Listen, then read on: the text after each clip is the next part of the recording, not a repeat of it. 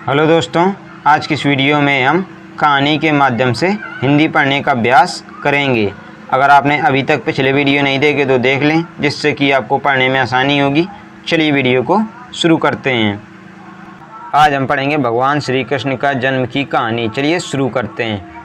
तो कल जन्माष्टमी है, इसीलिए हम लेकर आए हैं भगवान श्री कृष्ण का जन्म की कहानी। तो चलिए शुरू करते हैं। भाद्रपद कृष्ण अष्टमी को श्री कृष्ण जन्माष्टमी कहते हैं, क्योंकि यह दिन भगवान श्री कृष्ण का जन्मदिवस माना जाता है।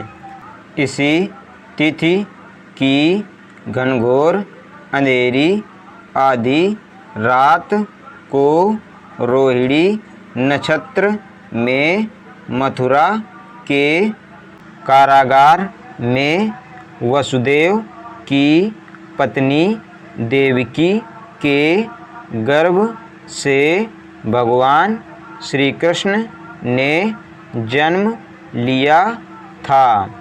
यह तिथि उसी शुभ घड़ी की याद दिलाती है और सारे देश में बड़ी धूमधाम से मनाई जाती है। जन्माष्टमी के दिन भगवान श्री कृष्ण की जन्म संबंधी कथा भी सुनते सुनाते हैं, जो इस प्रकार है। द्वापर युग में भोजवंशी राजा उग्रसेन मथुरा में राज्य करता था। उसके पुत्र कंस ने उसे गद्दी से उतार दिया और स्वयं मथुरा का राजा बन बैठा। कंस की एक बहन देवकी थी, जिसका विवाह वसुदेव नामक यदुवंशी सरदार से हुआ था। एक समय कंस अपनी बहन देवकी को उसकी ससुराल पहुंचाने जा रहा था। रास्ते में आकाशवाणी हुई, हे कंस, जिस देवकी को तू बड़े प्रेम से ले जा रहा है, उसी में तेरा काल बसता है। इसी के गर्भ से उत्पन्न 8वां बालक तेरा वध करेगा। यह सुनकर कंस वसुदेव को मारने के लिए तैयार हुआ। तब देवकी ने उससे विनय पूर्वक कहा, मेरे गर्भ से जो संतान होगी उसे मैं तुम्हारे सामने ला दूंगी।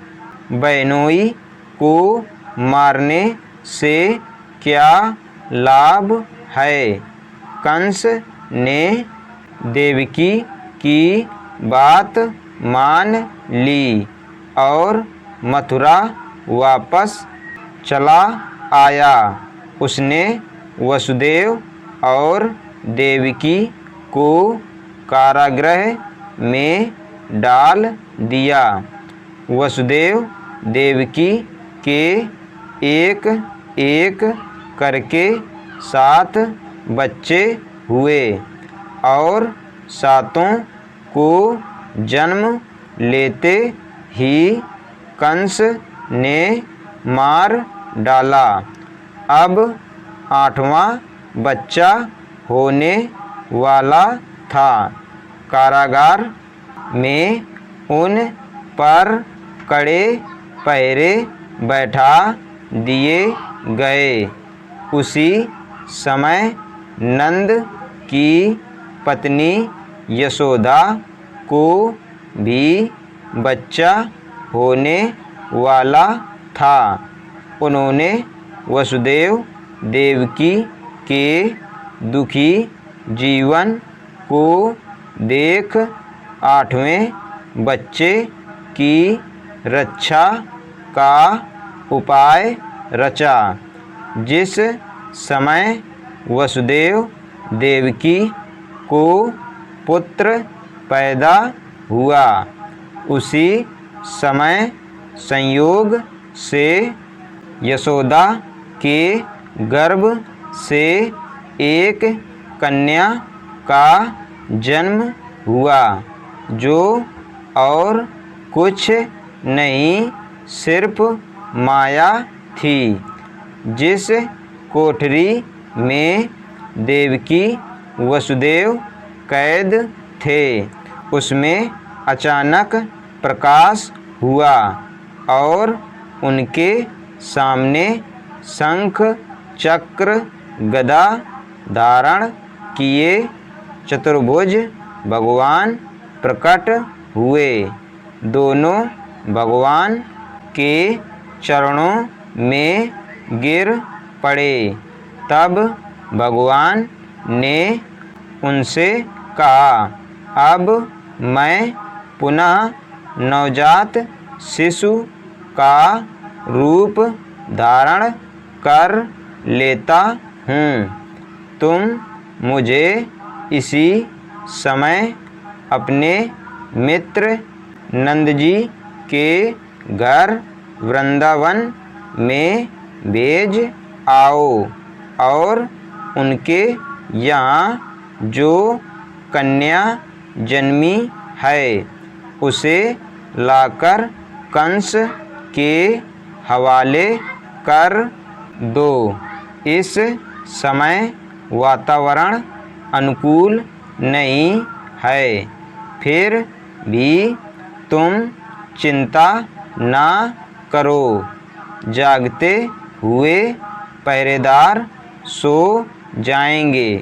कारागृह के फाटक अपने आप खुल जाएंगे और उफनती अथाह यमुना तुमको पार जाने का मार्ग दे देगी।